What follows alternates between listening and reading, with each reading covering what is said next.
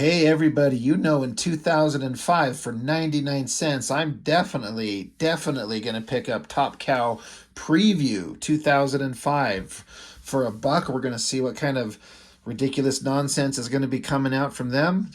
I shouldn't sound so negative. I was a fan of Top Cow. I still am. I think that they made interesting stuff and had some good artists and tried some good things, but you know, like a lot of the studios, just like Wildstorm, just like Extreme, there was always a couple of good things, and the rest of it was like mediocre to terrible. But I don't know. I kind of have a lot of respect for Top Cow and Mark Silvestri more than any of the others. I don't have any disrespect for Jim Lee and the Wildstorm thing, except for the fact that he gave up on it, sold it, went to work for DC, and just wants to draw Batman and Superman, which is fine. That's fair. That's a fair kind of career choice, but I just kind of wanted to see the guys just continue to make their own comics. And Liefeld is Liefeld. I don't even need to talk about that clown. But I respect Silvestri for having his studio, doing his thing, creating books, trying different things to varying degrees of success, and he seems like a cool guy. So we're going to dig into this. Top Cow Preview 2005. Dale Keown's hulking behemoth meets Top Cow's supernatural mobster in a 4-issue miniseries from writer Paul Jenkins with art by Dale Keown. I honestly can't remember if I ever picked up this book. I know I would have. To see Pitt drawn by Dale Keown again, of course I'm going to get that. But I honestly don't recall picking it up. I'm going to have to go digging through my books and see if I still have it. I really don't know. I guess this is when Hunter Killer was coming out. This is a book that I really enjoyed, and I'm going to get to it here eventually. I've got everyone that was done. And as usual, as happens often with Silvestri, is he did the first several issues, I don't know, 4 or 5 of them, 6 issues maybe, and then got done with it and bored or tired or whatever. Speaking of bored and tired, I'm yawning myself, Jesus Christ.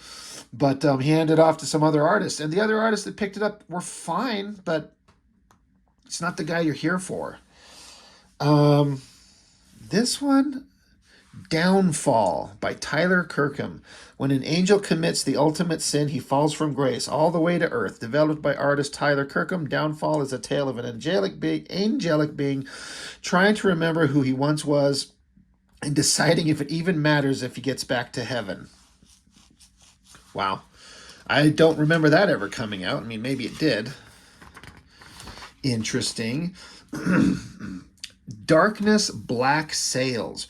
Writer Ron Mars tells the tale of Miguel Estacado, 17th century buccaneer and forefather of Jackie Estacado, as Q Cha provides stunning painted artwork. Jesus, I feel like I would have picked up a book with this kind of artwork in it, but I do not remember it at all.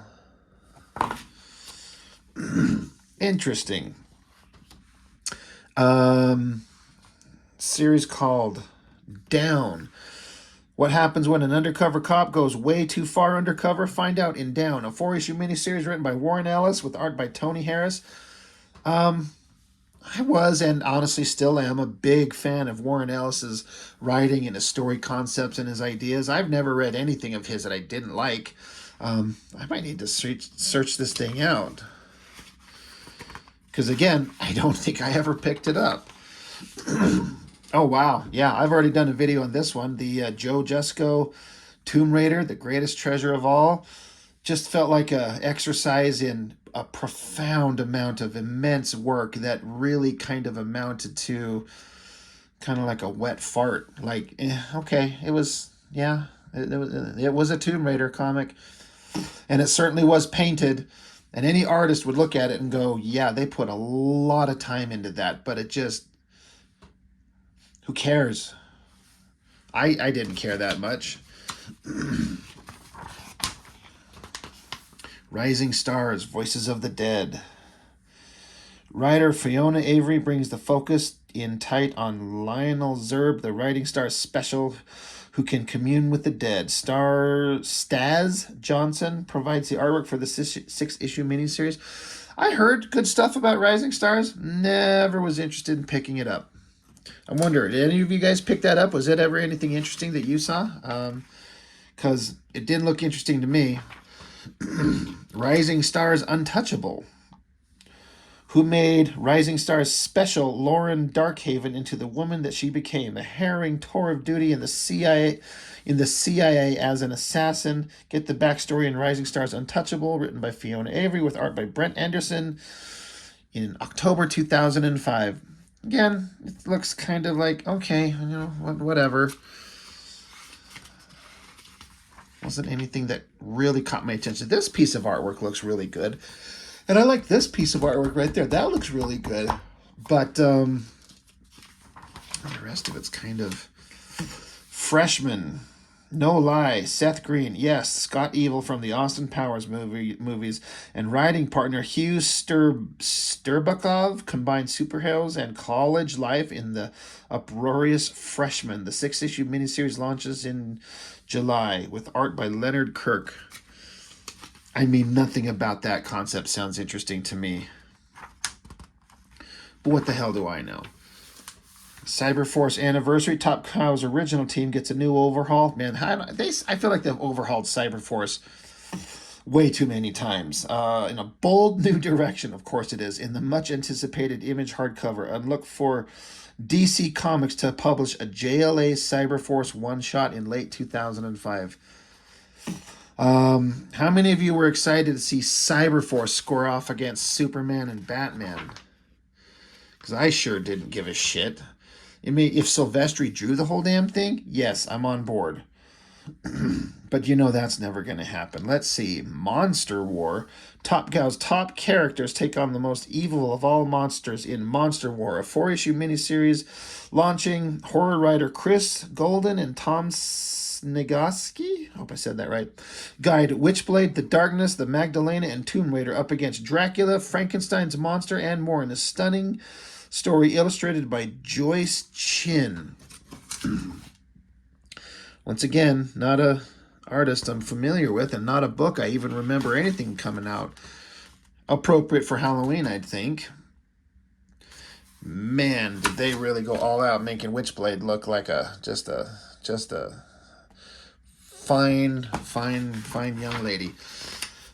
The Junction. Learn what happens when Iris McPhail discovers a strange and bizarre inner world deep beneath her South Pacific island home. Written by Philip Vargas with beautiful painted art by J.J. Kirby and Steve Furchow. That just looks extremely uninteresting. There's nothing there to grab my attention.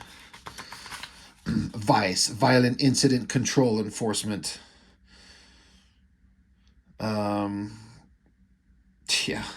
The FBI's critical unit response only to the worst situations, because sometimes it takes bad men to do a bad job, and agents of Vice are the last line of defense against the worst threats the world can hit you with in this stunning new series by Crossing Jordan TV writer Aaron Coletti and artist Tyler Kirkham, launching in summer 2005.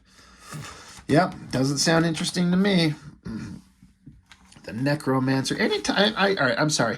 There are certain words out there that are used way too many times by too many people in too many pieces of popular culture. And Necromancer is a term I'm actually absolutely fucking sick of hearing.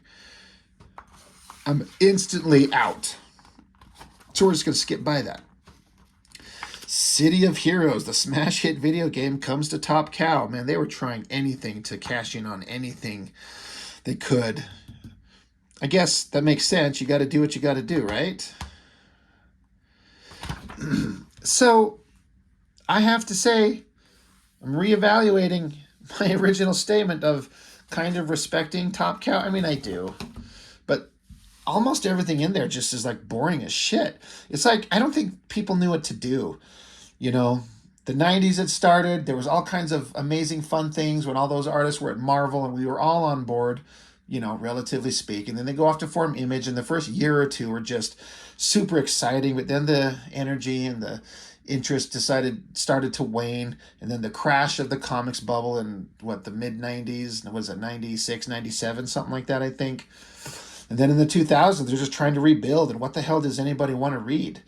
I don't know, but 90% of everything they just showed in this book is just no, no thanks. You know, and I don't mean that. I'm not saying that trying to be disrespectful to the people in or creative control, because they're probably all trying to do the best they can. They're all trying to come up with something, and hell, I'm trying to put out a comic book out there that people would be interested in reading, and maybe my shit's boring and stupid.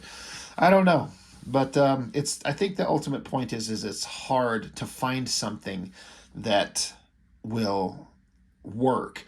And even if you do find something that you're working on, you put your heart and soul in, usually that shines through, but then still getting people to notice it and see it and read it. That's just sometimes an impossibility, unfortunately, it feels like. Anyway, not much to it. Just Top Cow Preview 2005. Nothing exciting, nothing of any remembrance in there. Nothing has stuck. Stuck? Nothing has stayed, or nothing took, is what I'm trying to say. There's nothing there that anybody gives a shit about anymore. It's just a bunch of spinning our wheels trying to come up with the next big thing. So that's enough. I got nothing more to say about it. That's all. Thanks. Bye.